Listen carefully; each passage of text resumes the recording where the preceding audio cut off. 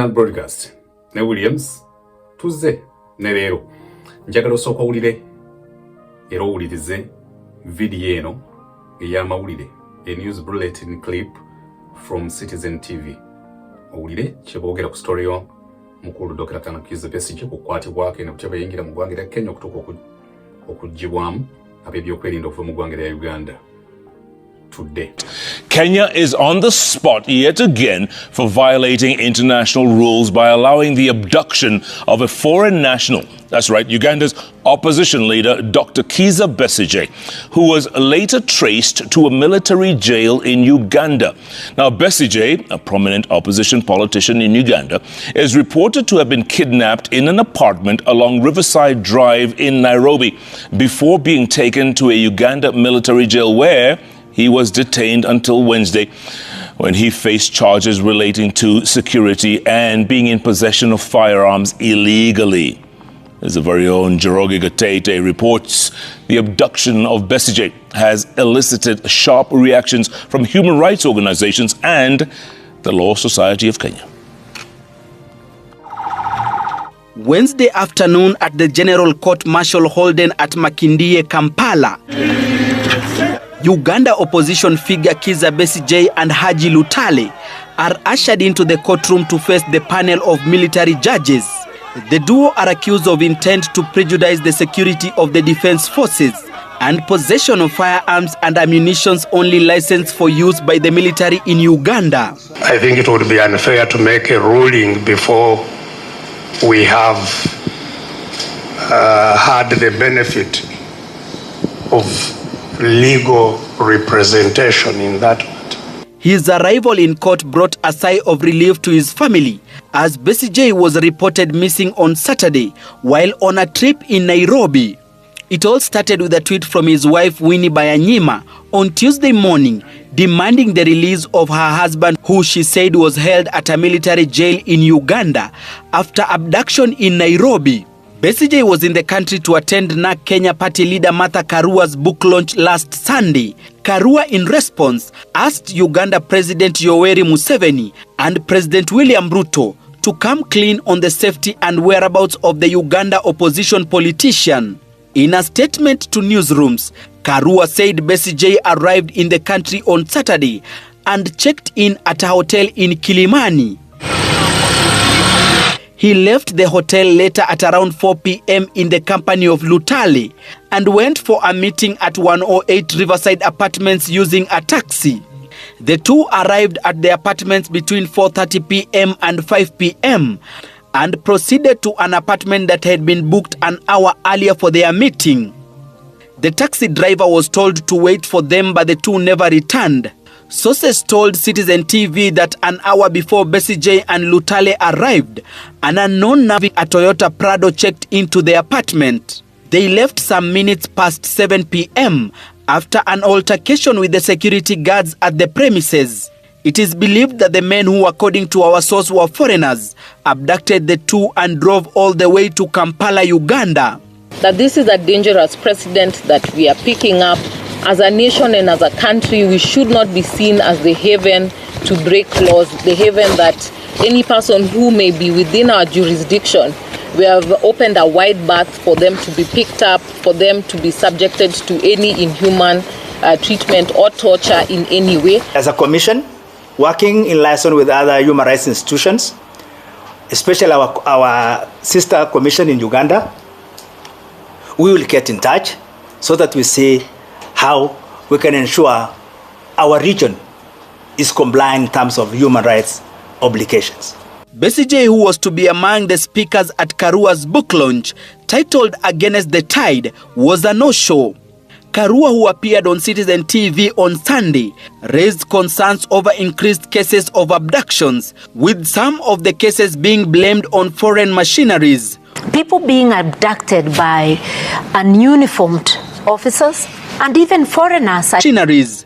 People being abducted by ununiformed officers and even foreigners, I would say foreign mercenaries, because when you come here to cause havoc in Kenya, I can't call you officer, it's a foreign mercenary, from the East Africa community. The incident comes barely 4 months after 36 Uganda citizens affiliated to the Forum for Democratic Change were abducted in Kisumu and taken to Uganda, where they were allegedly tortured and detained. The group had traveled to Kenya to attend a leadership workshop and were cleared by immigration officials in Kenya and Uganda. Oyinachofunye mu story eyo. Njagala tusooke tuwulirize era eddoboozi erigambibwa okubeerya Dr. Kizza Besigye nga alina bw'anyumye naye ku butya bwe basala entotto okuggyako Yoweri Kaguta Museveni okuyita mu makubo agalemye omukulembeze wa National Platform ne People Power, Robert Kyagulanyi Ssentamu. Now, from my perspective, what equipment would you want? You said you have the small arms, you have everything else. What would you want? Because we were looking at, my conversations up until now is okay, we were looking to get small arms, drones, etc. Drones are useful, and I think that's why we are going to train those drones. Like I've said, if we can have capacity to deal with the helicopter, that would be... Drones and basic anti-air. Yeah. The stuff's available, but it's just expensive, and it's... Drones are cheaper than anti-air. Far more cheaper. Far more cheaper. But the stuff is available. Yeah.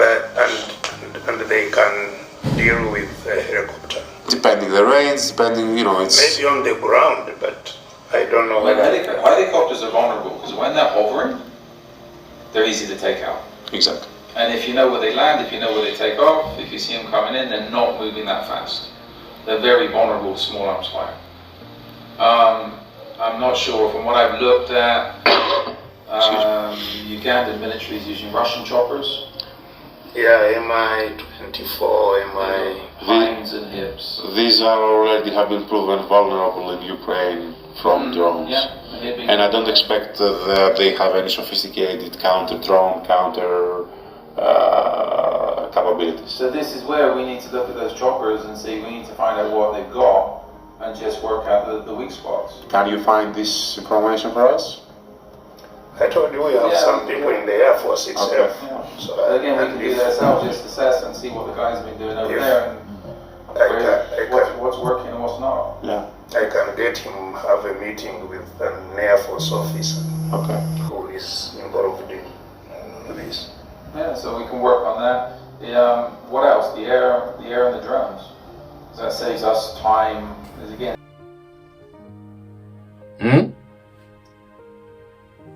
Ensonga ziwulidde nga bwe nziwulidde. Nze Williams, Greenland Broadcast, webale kunegattako mu kiseera kino n'ebyolwaleero tuzze nabyo.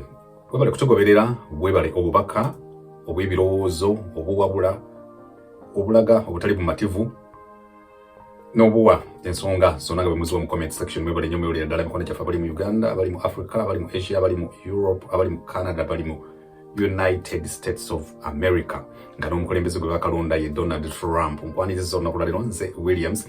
Nsooka okwebaza mikwano gyaffe abageze mu subscribinga ku Greenland Radio. Tubajjukiza nti ku Greenland Broadcast tukyateeka ku programs za muziki, nyimba, masanyu n'ebifaanana bwe bityo. Tujja kwogeranga ensonga ezisigadde wano ku Greenland Broadcast, then bwe tugenda mu sidi endala tugende ku Greenland Radio. Era ng'ekipande kyo bw'okiraba twakabateerayo programs endala bbiri. Twabateereddeyo olugero muganda wa Kafeero Mugerwa ng'annyonnyola muganda we Paul Kafeero yatandikirawa, baamuzaala ddi, kusomoozebwa ki kwe yafuna mu kutandika ebidongo, basudde amujja atya ebukunja okujja okuyimba, ava atya ewabasudde agendewo omugagga omulala, ava atya omugagga omulala yali alina n'ebyuma ate agende ssenga we ye kennyini Kafeero ate amutandikira ekibiina. Kafeero atabuka atya ne kitaawe, atabuka lwaki, ssenga wa Kafeero bw'afudde lwaki taziikiddwa ku kijja taata wa Kafeero wabadde ayagala n'aziikibwa ate Masaabe wa Paul Kafeero. Ebirala bingi nnyo, gendayo ku Greenland Radio ogoberere olugero olwo. Twabateereddeyo ne program eya music omutabule oba rumba, salsa ne bossa nova from Democratic Republic of Congo. Waliwo obubaka bwentera okulaba mu comment section y'omwo abantu ab'enjawulo bajja ne bawa ebirowoozo byabwe. Waliwo abajja nga beebaza ne babawa obutali bumativu bwabwe. Omu yaŋŋambye okyabyogerera eyo singa tewadduka mu ggwanga. Komawo wano obyogerere wano.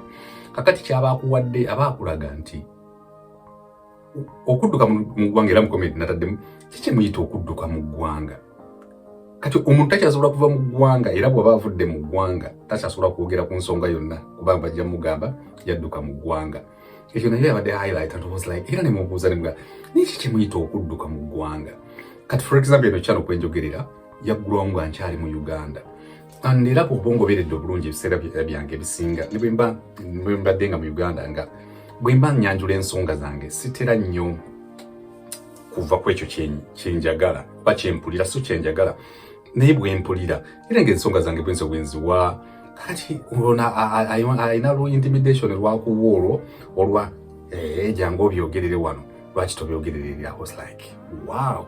Omulala yaŋŋambye nti ffe mu Buganda tulina empisa lwaki omukulembeze waffe omukakkanya ng'ategeeza omukulembeze waabwe Robert Kyagulanyi Ssentamu ebiseera bino ebisinga ojja kwekanga nti Robert Kyagulanyi Ssentamu tera omugattako nti omukulembeze wa National Unity Platform ne People Power naye mu mawulire kyova olaba ebiseera ebisinga bawandiika paragraph tebagamba the president of the Republic of Uganda noteekawo yenna gweoyagala okuteekawo whoever kati maaso ate batandika omwogerako bamuadressinga n'amannya ge ojja kwekanga bagamba William Ruto nga balekedde dda omugamba so nja kusaba nnyo buli muntu yenna ali eyo emotions zikendeere naye bw'oba owulira naddala nga bangi muwulira nti oba olyawo omukulembeze wa mulumu mumukakkanya munsonyi n'omusajja omulala n'omwami omulala lulala najja ne ŋŋamba awo nti oyo omwana Kyagulanyi kakati ngeri ye gy'atali munna literature yandabeera nga nzikakkanyiza Kyagulanyi era ŋŋamba omusajja alina amaka alina ki and ekirowoozo kyange kiri bwe kiti actually kansooke kino bwe mba nga njogera ku mukulembeze wa Robert Kyagulanyi Ssentamu ng'olaba mukakkanya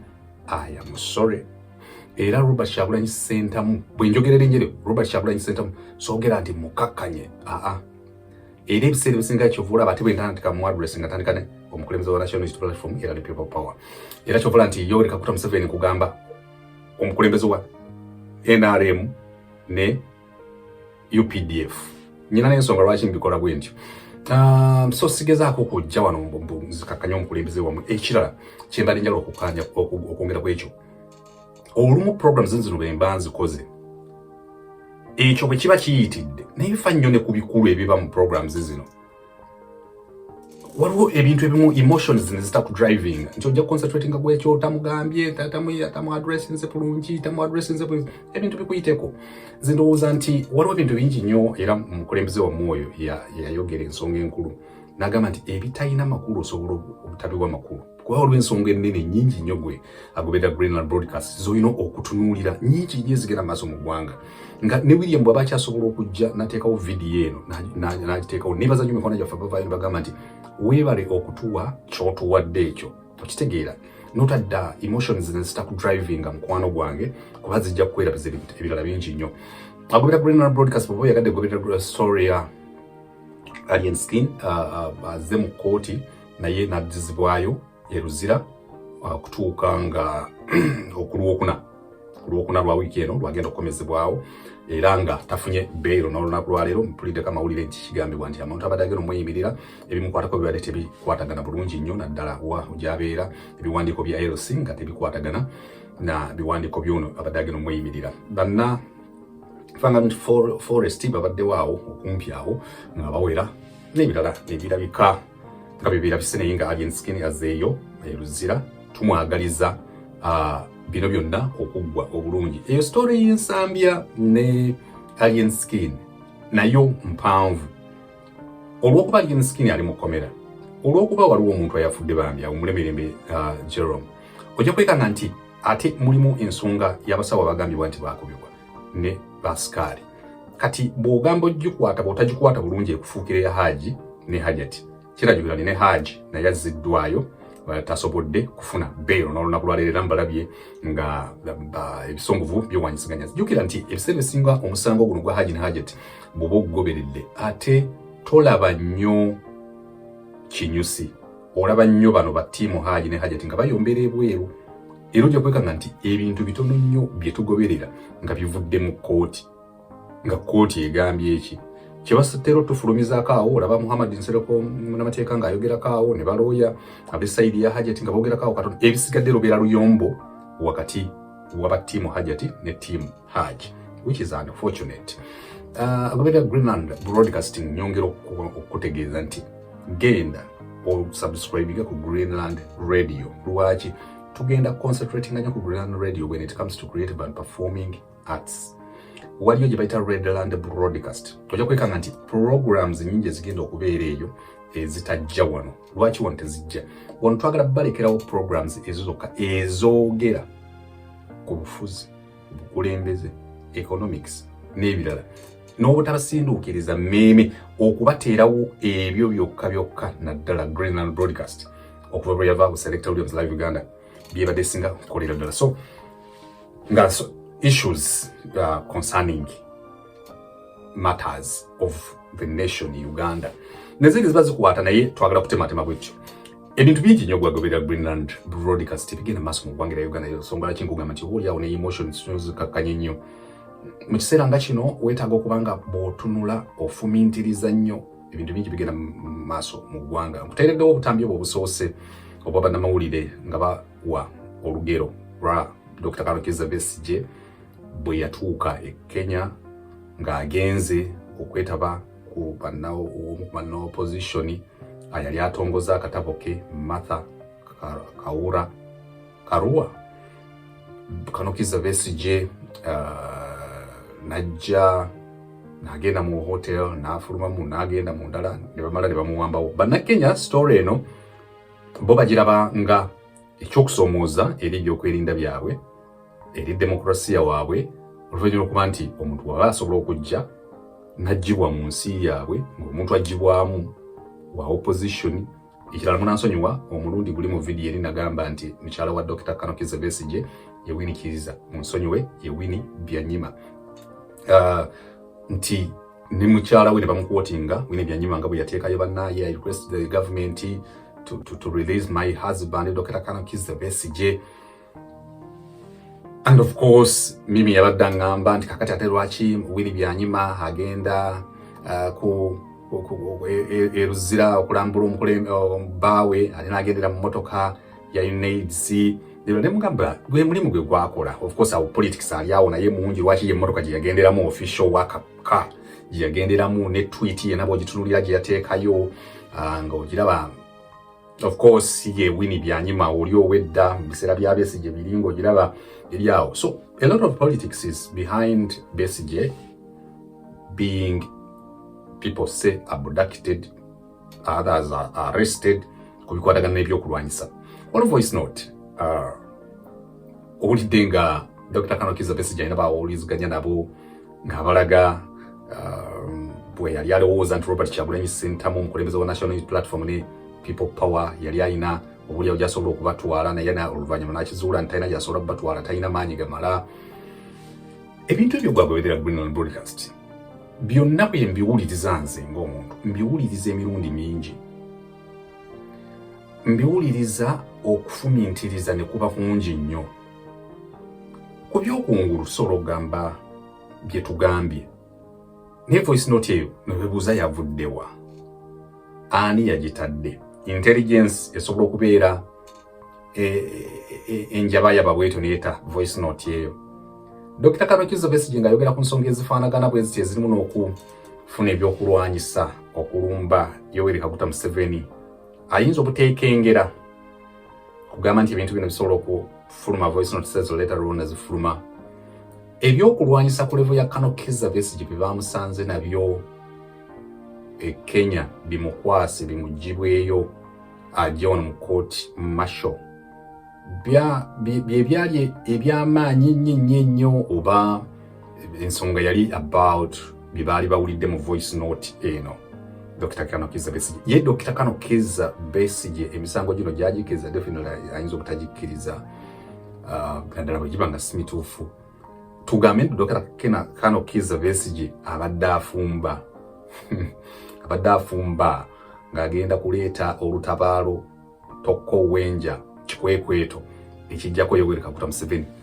Byonna bibeera bya luyimba lwa Robert Kyagulanyi Ssentamu wa National Platform ne People Power. Ebibuuzo bibeera bingi, ansa nebeera ntono. Wano we tutuuse gwagoberera Greenland Broadcast ne Williams twetaaga okufumintiriza ennyo nti Uganda bwekaba kateebe ogenda olaba nga ekkirira bweti ng'ekigikkiriza nno si kirala byebyobufuzi ebyakirwanire byebyobufuzi ebyakifiiriza ebigenda mu maaso mu ggwanga lya Uganda. Bw'ofumiiriza nnyo kwagoberera Greenland Broadcast ojja kwekanga nti ebiseera ebisinga ennaku zino naddala tetukyalina nnyo budde buwulira abantu nga boogera ku butya bwe bagenda okugyako Yoweri Kaguta Museveni wa UPDF ne NRM. Bikare agenda mu maaso kati golowooza bwe tunaaviira mu kyakkano Kizza Besigye okusangibwa n'ebyokulwanyisa Kenya n'okumutwala mu kooti marshal obutamutwalayo. Nalabye statement ya Robert Kyagulanyi Ssentamu ng'agamba bakivumirira era asabira ddala gavumenti bunnambiro ete Dr. Kano Kizza Besigye. Actually statement eyo yagikola ate Kano Kizza Besigye tanalabika na mu kooti marshal. Agoberera Greenland Broadcast ne William Ziwano. Lwaki nkugamba nti tumaze obudde bungi nnyo nga kati bikare mungi olaba okulwanagana tuvudde wali mabega mu Mathias Mpuuga wamu ku Ngwennyendo MP tuvudde yeeyo ne tudda mu byeri awo kati ebyemmwanyi of course byo kati byawedde ebyemmwanyi byawedde na katuli mu birala. Ekisinga nabuuza ekibuuzo abantu kwe banvumira ennyo ne baŋŋamba bwe ndi owa muhoozi ne mbagamba ani president 2026 nga bw'oba muwandiisi wa mizannyo road to 2026 wali olina gyebuulizaawo nga sigibuuza nga nnyina gwe nnenya n'omu naye nga ngibuuza okutunuulira luno oluguudo luno lw'olaba nga bwe ntera obagamba nti tugenda kuyiga ebintu bingi nnyo we tunatuukira mu 2026 and ekyewuunyisa nti 2026 build up yonna nga bwe tugitunuulira tekulowooza nti 2027 tajja kubaayo ne 2030 ajja kubaayo naye ekyamanyi kye tugenda okufunamu kwe kuyiga. Era ekimu ku bye tuyinza okukola ennyo kwe kwongera essaala ennyingi ennyo ku lw'eggwanga Uganda. Story ya Kano Kizza Besigye bw'ogitunuulira bw'oti nze bwe ngitunuulira saagala gikutunuuliza nnyo naye njagala kuwa nze bwe ngitunuulira njirabamu ekintu kye nayogerako ne mu vidiyo eri njiraba tekwatagana. Kano Kizza Besigye yali abaddeko leader of opposition a leader on the opposition side and the political party if this has been in the lead for some time, but now no. And Dr. Kano Kizza Besigye no. Tumwebaze nti yatonze mwebaliza ki. Mwagala mwebaza nti abadde alina olukwe lwaluka nga gavumenti yalugudde mu bugwi. Kenya yesinga okumpa yo interest gyeyina mu story eno obulungi. Kenya ekaayanya nnyo n'egamba demokrasiya ki ng'omukulembeze w'oludda oluvuganya Uganda akwatibwa mu ggwanga lya Kenya n'atuusibwa nga temutegedde na kutegeera nti abaggiddwako mu Kenya n'atuusibwa ne kooti marshal nga mugamba wuli eri. Of course Kenya awo nabo balina issues zaabwe nolabye banna opposition nga boogera ensonga nyingi nnyo nga balaga ebituli bwebiri. Omusajja ajja n'akuggyako omuntu n'agenda ngeri ya Isirayiri kumujja kwa Amini n'agenda. Of course abamu ne batutegeeza nti tuli mu East African community mu kagugu ga East Africa basobola ndowooza okugabana intelligence nebeerawo naye ng'ensonga ya Kano Kizza Besigye bw'ogitundira bw'oti obwakkiriya bukyagibuze. Era lwaki nnyongera okukkiriza nti Kano Kizza Besigye takyali powerful on the opposition the way he used to be because ne bw'otunuulira Kano Kizza Besigye owedda nga bamutwala ku kooti okumutwala ku kooti nga bw'olaba nti ne kooti y'amagye ennaku zino banaye abantu ekenzo efuuse ya bulijjo lulingedde okugamba nti gundi bamututte mu kooti y'amagye nga kitiisa naye olwabaga ali wali mu kooti y'amagye. So Dr. Kano Kizza Besigye ebibuuzo bingi ansa ntono naye tumwagaliza okuva ate mu kkomera kikisinga obukulu tumwagaliza okuva mu kkomera bino byonna byogerwe nga tali mu kkomera.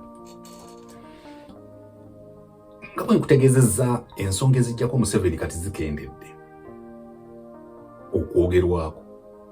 Bw'otunuulira intaneti eyo kuba intaneti yemu ku battlefields ez'ebyobufuzi ennaku zino ogenda n'olaba ku mitendera egy'enjawulo abalwanyi ku mitendera egy'enjawulo abalwanyi bano aba wansi naddala abamu babayita ba foot soldier oba ab'NRM babayita batya oba abaddipi babayita batya bo ennwana yaabwe egenda n'ekulema beekuba ebikonde by'ebigambo n'obawuliriza ng'onoonya omulamwa awamu n'ogufuna awamu ne gukubula awo n'obamaliriza n'odda ku mutendero oguddako gwe gubeera ku marediyo gwe gubeera ku TV ne bakola debates nga nnungi oba oliawo gattako ne bawiriamu bajjawo ne boogera naye oba oliawo ne solutions zetuwa oluusi tezibeera conclusive olumu tujja nga tuzza oba kuwogerako bwogezi nga n'ekiddako kikubula lwaki nti William ojja n'okola programu wano n'abalala ne bazikola ku ma TV ne ku radio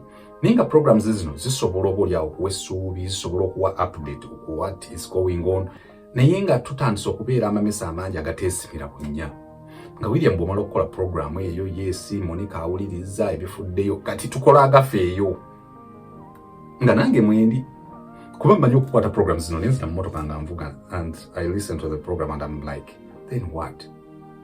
As a journalist, my work is to come and give updates on what is going on. Era olumu kyovula amanyi okujja ne mugamba lwaki tayogedde nga bwe twagala. But I keep on these days especially challenging you. Nti gwagamba munno nti nga tayogedde kimala ng'oli Sweden, ng'oli London. Kwata kamera. Bw'oba yalagula ZVE10 ngene ntunuddemu ojja kwetaaga $1,500. Bw'oba oyagala Sony erigundi gye yampa simanyi sente gye yazigula kola Belarika. Oba oyagala Monica gye ogule kamera oba tandika na simu yo teweetaaga na kamera y'amaanyi. Naawe obyogere. Owulira nga tosobola byogera kitegeeza oli munafu. Totandika kugamba banno bwe bali abanafu.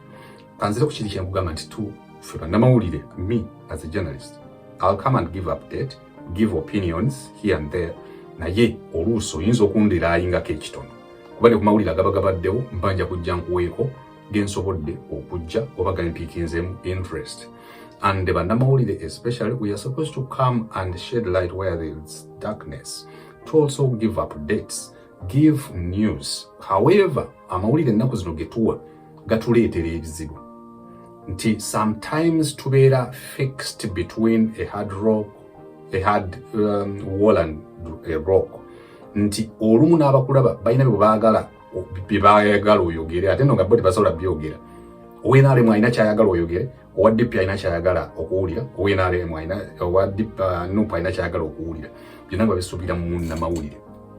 Kati ekibuuzo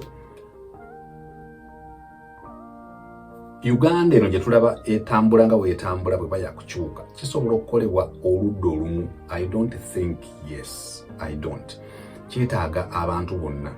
Naye bwe tuba nga tukwasizza olutabaalo lwa Uganda empya nga tulukwasizza bantu bamu lusobola okugguka? My answer no. Okugguka naddala bw'oba olukwasizza bannabyabufuzi. My opinion, bannabyabufuzi be baliwa. Bannabyabufuzi be bantu abagifuula career ng'omulimu gwe gwa byabufuzi era abasingawo bungi bali mu palamenti omwo. Ne mu bano abali mu bibiina ababikulembera musobola okubaamu abamu naye bannabyabufuzi on the job as a career bali nnyo mu palamenti. Kyokka nga wandirowooza nti palamenti eyo yandikoze ebintu bingi nnyo naye my opinion is palamenti ko kaggwamu dda. Owuliriza ensonga banna mawulire, ensonga ba artists, ensonga bannabyabufuzi naddala babaka ba palamenti nga twogera ku nsonga zino n'olabira ddala nga teri ssuubi nga tetulina solution gye tulina. Nga bw'oli mu ddiiro lyo bw'omutunuulira bw'oti nawe weekubemu akafaananyi program zonna z'olabye waliwo ezijja ku exciting ogambe wabula omwana oyo akikuba. Then what? Waliwo bw'ojja okulaba ogambe oyo William atubba ababoye teekawo kamera naawe obeewo kyoyogera. Twagala ng'oli akikubye then what? There are results of waliwo results ezivudde mu bimu ng'ekimu ku binene byebya okukuba ku nduulu abantu abamu ababbi era abatulugunya abantu bateekebwako sanctions. That is a good one. But tweta ekisinga obunene nze kyenjagala okulaba as a registered success story is removing Yoweri Kaguta Museveni, because nze ngenza okutandika n'okwogera ku bintu bino kutandikira ddala mu 8 nga mu 8 gye natandika okuwulira jjajjange nga alina byayogerera jjajja Yoweri Kaguta Museveni mbuye nga tamwagala mufunza bayagala okuli moving Yoweri Kaguta Museveni abamu batandika yakajja netujja basemugerere ba Besigye balukwago bamawu paka ku Kyagulanyi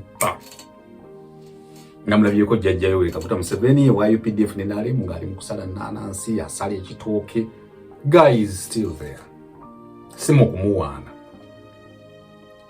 biki byakola ng'emiziziko gy'ateerawo abaagala omujjako tulina bitunuulira not emotionally mimi ntera nnyo mugamba kati mimi owanna obusooka oveewo let us look at issues with no emotions ne bwe guba mupiira ffe ababadde mu art ng'oyinza okubuulibwa Eagles Production nga waliwo Diamond waliwo Django waliwo Cat waliwo Firebase there is Leon Island there is Gargamel ne mutuula ne mugamba naye omanyi Firebase kyetusinga eyina ABCD omanyi Gargamel kyetusinga ABCD omanyi Leon Island kyetusinga ABCD era abasajja bwe baatuulanga nga Bobi Wine w'ebiseera ebyo amanyi strength ne weaknesses za Chameleon strength ne weaknesses za Bebe Cool nabali nga bamanyi weaknesses ne strength byebyo abakuumanga era ng'omubi Masembe baba bakolako programu ani asinga buli muntu asooka kulaba ya munni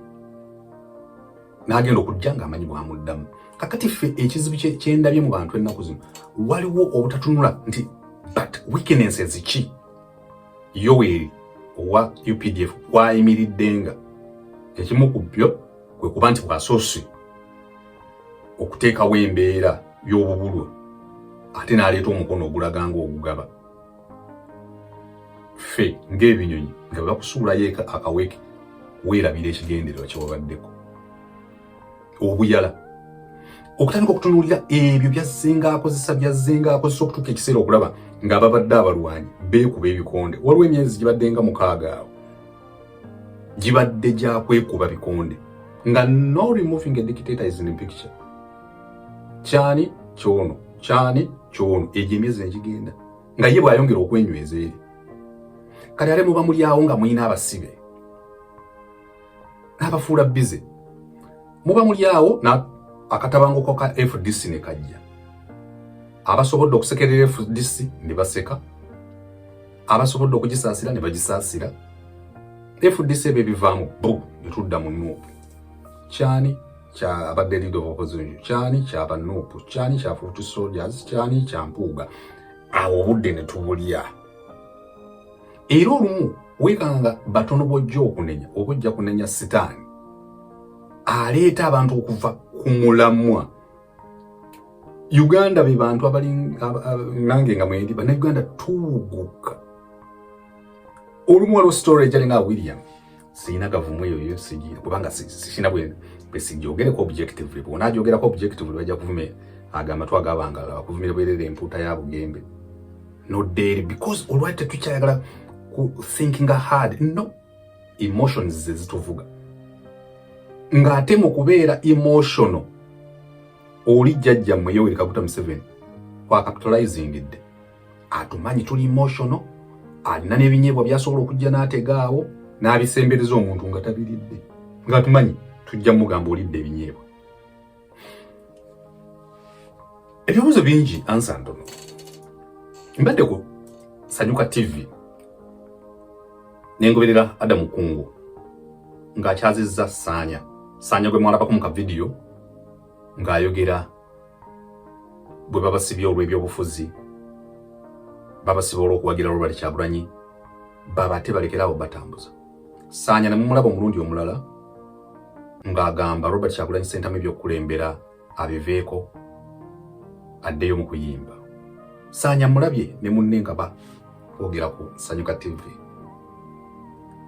nga bannyonnyola butya Robert Kyagulanyi Ssentamu owa Nuupu ne People Power bwe yabasasulanga ssente bakole ebibbomu ebikolerere babitege mu mmotoka z'abantu of course byabadde ayogera ng'olaba Adamu alwanagana naye atya nga tebikwatagana nga Saanya byayogera emyaka gy'ayogereramu ate manya baatukwata nga tegigatta naye ekyo of course nyinza okizza wabbali nga mpuliriza Saanya ono okumuwulira bino byayogera abijja ku mutima ng'aluka story ye nannyonnyola kakati ffe Robert Kyagulanyi Ssentamu n'atusasula ssente tutege bibbomu tuoche koransi kati bwe tumalirizawo twagala kujjako ggwanga naye kakati ne tukizuula tifa tubonyabonya yajja mu kkomera n'atugamba ffe tugende ne baŋŋamba ngende ntugomo omulamuzi kati nze ssaanya gwe mulaba era kati era tuliwako nnyo twagala President Museveni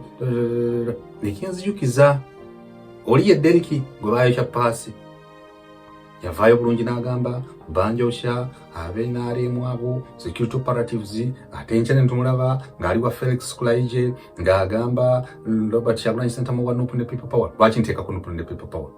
Muleme kunyiiga because bwe nagamba Robert Kyagulanyi Ssentamu emotions z'abamu zibavuga ne bagamba lwaki omukulembeze waabwe simuteekako so nkateekako lwekyo but as a journalist omuntu kasitobanga gwoyogerako bamutegedde kasita tomuvuma nange ng'aliwo Felix Kulaije era story yantabula nnyo omutwe ng'ambuuza President Robert Kyagulanyi yalimba oba afande Kulaije yalimba? Eyo story paka kati ekyanconfusing ate Deriki omugenda okuwulira ate avuddeyo ate abenaaremu mwansuubiza ssente temwazimpa ebyo byonna byenzisaayo. Can we still remove Yoweri Kaguta Museveni? Can we? Era tulowooza nti baliga zonna ebitege biteekeddwamu nkyukakyuka y'eggwanga lya Uganda. Of course naawe oyinza okukikiza nti Yoweri Kaguta Museveni ye master. Tulina amayinja gano ge tukozesa okumikisinga emiziki ya mikisinga amanyi n'okuteekamu buno obw'ebinyaanyanyanya olwo nno njogera ku Yoweri Kaguta Museveni olina akuteekera wadduka mu ggwanga. Muneezo program zino nazikolanga ne nalindi Uganda and okudduka mu Uganda kitege what is okudduka mu Uganda? Of course obwo buba bubadi bwa comment section ne of course ojja omuntu nojja n'okikoonako n'okimubuuza era n'asobola kikuddiza mu comment section oba oli awo. Jjajja Museveni oyo gwe mulaba mimi gwe nabadde ngamba nti yajja yeetegese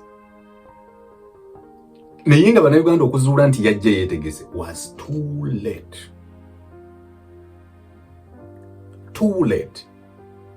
Nti olwaliro conversations bwe bozuulira ezigenda mu maaso ntono nnyo ng'abantu baluubirira ekigendererwa kyabwe kiri ekya removing a dictator.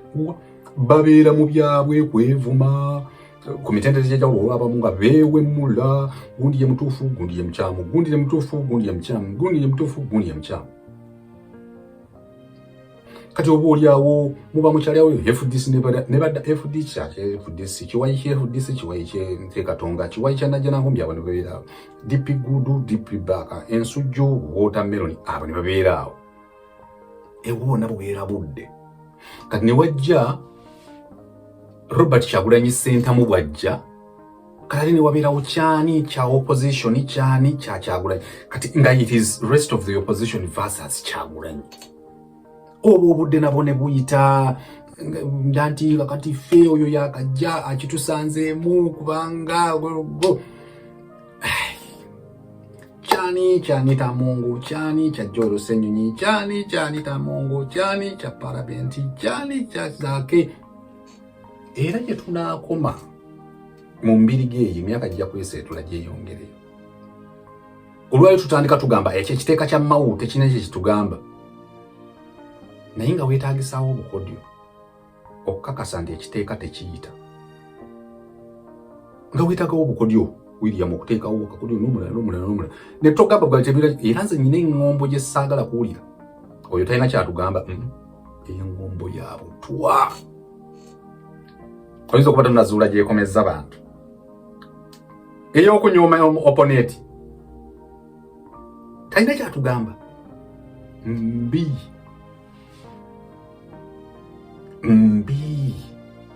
ogera okutegeera nti alina kyakugamba ng'ogudde mu nsobi nti Parliament buli wabaawo etteeka eddene ne tukuba ebikoonero era tukomaawo mu malwaliro nekimala nekiyita kubanga bamanyi kyakola violence awo nabo baleete violence eri naye then what awo wakyansumbwa kyovala nkubuuza nti wali Besigye yabadde aleese ekiddako ye championi ne bakikwatira mu kkubo bali be badayogera nabo yo Dr. Kizza Besigye bo babitundira webyo babigabira wa no gamba wayi kamulinda abe mukopera mbe mbuzi ndabya abaana bano sanya ne munne nga bali ku Sanyuka TV nga yebogera balaga emotions za gundi zaabwe psychology nga tavayo bulungi nnyo kubiba bibalanga Kyagulanyi ndi yali abateeka mu ssente abakole mu ssente waliwo mwagambye nti kakati nzewe nagwera munamaanyi ya Lewis Lubongo ya Secretary General National Platform kujja mukomera natugamba ne mugamba musaza magezi kyo tujja mukomera natugamba tuninde 227 enkyuka ngezze obutuufu n'obukyamu nyinza okuba sina bwankomeredde ku baana bano kuba abaami bano tibalimba oba boogera mazima naye confusion eyo bwebeerawo omanya nti era bakuwadde omulimu omulala babamu bagambye nti era bwe balabye Bongo Olivia Lutayogera yabeeganye bweganyi kuba bo tebalabise ku kitebe naye bali mu kimu. Good thing about them is they are out of prison now. Era omwasabye Yoweri Kaguta Museveni wa UPDF ne NRM aba rehabilitating. Ekibuuzo kyange ne kijja ekirala. Bwe babanga abantu bonna bakwatira mu struggle naddala abaludde mu kkomera batandise okugamba nti Robert Kyagulanyi Ssentamu abeetaaga mu ssente. Nkola ki esobola okujjako Yoweri Kaguta Museveni ng'eri peaceful? Of course yakalulu. Peaceful ku kalulu akategekebwa katya? Ebibuuzo ebyo nga bye mbibuuza nolaba nga binconfusinga mu vidiyo. Nsaba naawe obiteekemu ku budde olowooze ngeri ki esobola okujjako Yoweri Kaguta Museveni. Nga togirekedde muyimbi, nga togirekedde munnamawulire, nga togirekedde President Robert Kyagulanyi Ssentamu. Kuba ogwo muze tuguyina osinzira wabumwe Yitale n'osinzira Switzerland n'ogamba ba William tebakoze kimala. Omwami omuno yaŋŋamba naye mwe mumenya omukulembeze waffe kati batubya akalulu k'ekisolo tonya kyoyogera. Manyi nyina abantu bange mu mutima. Waliwo Williams mu Kisasiro adda, waliwo Selector Williams, waliwo Muzeeyi Williams, wabaawo William nga bw'okiwulira nti William. Kati olumu onsanga nga ndi mu William. Musajja ne mubuuza sikutegedde bulungi. Mumumenya konze fenga baani? Why? Fenga baani? Nemwe tontama. Mu nyumba yawe tolina musente sola gula kamera n'obyogerako. Kati ye mulinga alowooza mbunze ndi kitongole eky'amawulire ekya NUP ekisasulwa to do public relations. Nze buli kyenjogera ku lwa Uganda ekyuka nkyogera nga nze.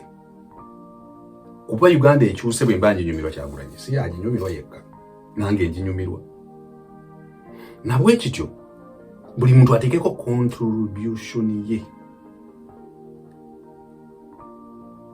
Nga bwe kiri nti channel eno si ya NUP, si ya NRM, si ya FDC, naye ya Munnayuganda ne Bannayuganda abakkiriza ti Uganda yeetaaga okubeera beta.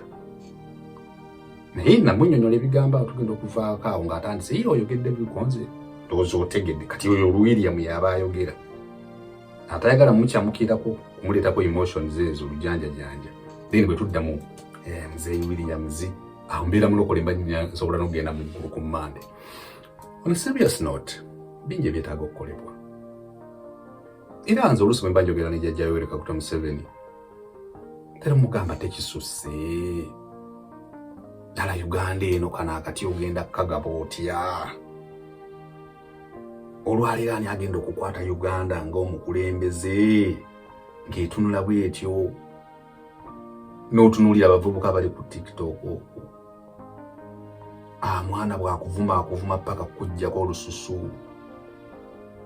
Abantu abamu beekwekaddana wansi w'emmeeza bagamba ho abaana bavuma.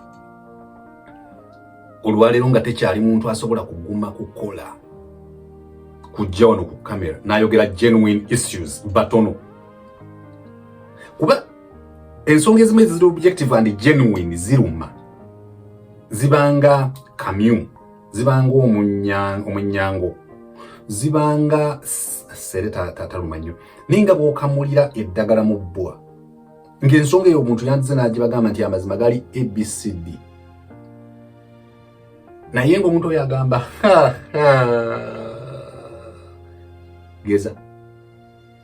Omusajja omu yagamba munnamawulire. Yagamba William, ebbanga lye mumaze nga mwogera byayita, nga mwogera bye muyita ebyamagezi.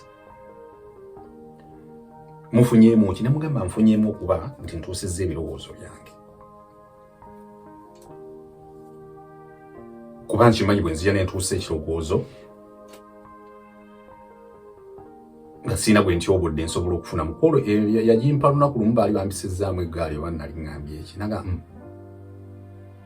ne mugamba nedda ekyo si kyekikulu. Omuntu omu singa nkola vidiyo najja nampisaamu eggaali ng'ate vidiyo eriko abantu 100 abagirabye tasobola kukiikirira abantu 999. Ekyo nakyo weetaaga kukula n'okimanya. Oli abantu bandi generally they are like TX wange Monica. Kati bwe ngamba nti sijja kuddamu kwogera ne Monica ne Nasolo wange. Yeah, so then ndowooza tusigale abasobola okwogera bye twogere nga tubyogere naye nkugambye abamu bali frustrated, discouraged and disappointed. Naye buli muntu kikole kululwo teweekwa ate saagala kuddamu kuwulira muntu agamba Robert Kyagulanyi Ssentamu takoze kimala. Kyagulanyi akoze ekikye, Besigye akoze ekikye, Mao ekikye, buli muntu akoze ekikye. Then William gwe n'okola ki? Nga bwe ndi mu kuzzaamu amaanyi buli muntu yenna ndaba. William bw'omulaba tabijje abamuteeka ku kalya akagamba mwamina platform ennene zaazimbwa buzimbwa. Ne zino ze tuliko muzivaako nze nyina emikutu gye mbeerako egy'aba National Unity Platform. Mu kifo ky'okusharinga vidiyo ezikolanga fuelinga their struggle basharinga waakiri ebitakwatagana. Waakiri basharinga ebitakwatagana. Waakiri basharinga ebitakwatagana. Kakati we nkugambira nti naawe ggulawo nsanyukira nnyo Mpombo African Restaurant Manager Hassan okuba nti omugamba kolayo video ne yeteeka mu kamera nakola video naawe kyetabeemu naawe kikole. William yakeera lunaku lwanca n'alankukola stories about Robert Kyagulanyi Ssentamu. Era nze gwe gumu ku musango gye nnyina kujja ninga bane Robert Kyagulanyi Ssentamu telling stories. I told the stories about him. Abamu ne babeera excited. Mwana gwoza ogedde bulungi katukole documentary tugenda kubulira kamera abantu bano bali bakyamuka. But for me, I'm like, yes, I told the stories about Robert Kyagulanyi Ssentamu. And Robert Kyagulanyi Ssentamu, to me, is an icon, is a legend, a story to tell to our grandchildren. Nti azisibu. Kati fabode mu art, nga avudde. Najja nakola bino. But they are part of that thing. Musajja kyajja tudududu nazoganya kati ekiddawo ebyo byonna ne bimala okuggwa. Contribution yange weewedde. Objective nene eri ki? Kulaba Uganda eri yadde because Uganda eyinza obutagenda mu first world especially nga tumaze okubwa wetu ti naye Uganda eyinanga amateeka gakola ng'ebintu bitambula nga birina okutambula kyovula nti olwaliro omuntu bw'ojja n'okola kati olwayo sina gwe naavumye naye bw'ogikola olina gye nakola ho era ogirabye eyo video gikoze oli bweru ddala temuli mu kyamagezi kyonna kyosobola kulondamu era gwe yala kugamba nti bali bo era ne kweno banyiize bunyiizi kyonna kyekiri ensonga za Dr. Kizza Besigye nga maliriza zirina ebibuuzo bingi ansa ntono naye eyo nayo build up ya 2026 ensonga z'abaana abaana be mulaba aboogera basaanya ku mativi bakyaza bawa era Olivia Lutaya ne basaanya bwe baba opinion yange eri nti boogere bitono ne bajja gye bakyala bakyale nga boogera bitono. Olivia Lutaya saawa eno ya concentratinga ku kweza bujja n'omwana we n'ebirala faba mawulire tujja kwagala okukyaza ojja kwogera omala oyogera ebitakwatagana saanya taata onalebo saanya ebigambo bibeere bitono yogera ebintu byoyogeddeko tuula kaawako okola emirimu gyo nze mbagaliza ekintu kimu kyokka buli muntu kukola contribution ye nga struggle is not about ekibiina ky'ebyobufuzi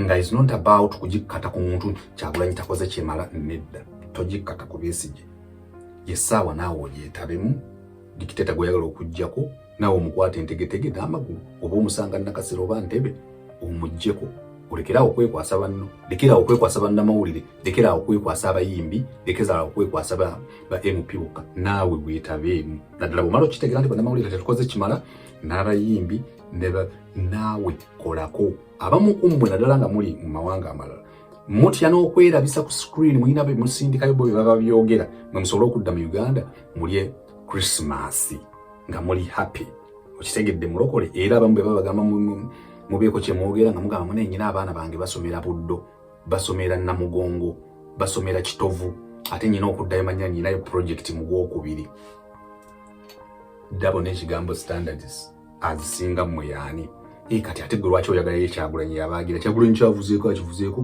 kano Kizza Besigye kyavuzeeko akivuzeeko n'abala kati naawe funayo mutabani wo funayo abaana bo bagende bajjeko Yoweri International gwe kakati gwe William temulwongerera ggwanga waliwo abantu abajja ku Facebook eri bayomba kati gwe twali tumanyi nti oliwo nti akale ndi munafu kati ndi munafu funa jjajjaawo ajjeko Yoweri temujja tutamala mmwe ate tinda waliwo enjo okujjana nanze kutayapa mukanga kange era kole Belarika bano babuulire nti waliwo Williams Kisaserwa dda waliwo Selector Williams waliwo mze ne waliwo William oyo William tayagala kumutwa tawaanirako naddala nga oli mwana paying attention to details.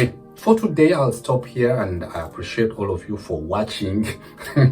Era in the comment section kati mwe tugenda okukayanira naye oboolyawo ebimu at some point tulituuka maase tuga wano oli otegeeza kiti kuga nti ndali ntegeeza kino. Yeah, that is it. Goodbye.